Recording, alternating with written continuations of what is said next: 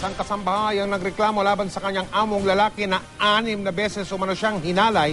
Mahigpit namang itinanggi ng kampo ng suspect ang paratang. Idedemanda raw nila ang kasambahay dahil sa umunoy pagnanakaw. Nakatutok si Susan Enriquez.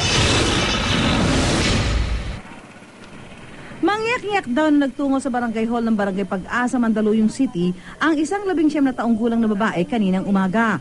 Ayon sa mga taga-barangay, takot daw ang dalagita. Pakilala ng dalagita, namamasukan siya bilang kasambahay. Lumapit sa akin, umiiyak. Ngayon, siyempre, kinakausap siya kung nangyari, na-rape daw siya. Sa kwento ng biktima, 6 na beses na raw siyang hinalay ng among lalaki. At kapag lumalaban daw, pinagbantaan daw siya. Sabi niya po kasi may baril siya. Kaya natatakot ako. Minsan nga kinuha niya yung cellphone ko Nagbasa ng mga message ko kasi akala niya nagsusumbong ako. Halos 2 buwan pa lang daw siya sa pamamasukan sa amo. Ginagawa raw ang panghahalay sa kanya kapag pumapasok sa trabaho ang kanyang among babae tuwing gabi. Manager po kasi siya ng call center kaya gabi siya pumapasok. Sa umaga na lang siya kasi uuwi. Oo. Kaya nagagawa yung bagay na yun. According to her, ni-rape daw siya ng kanyang amo.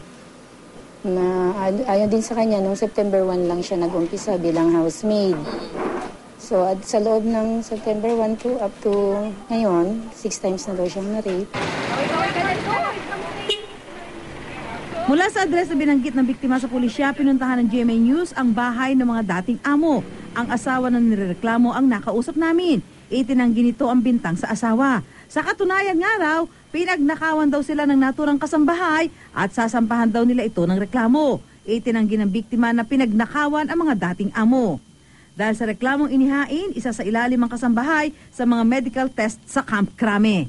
Pag natapos yun, magbibigay agad yung doktor namin ng pinaka-initial medical result.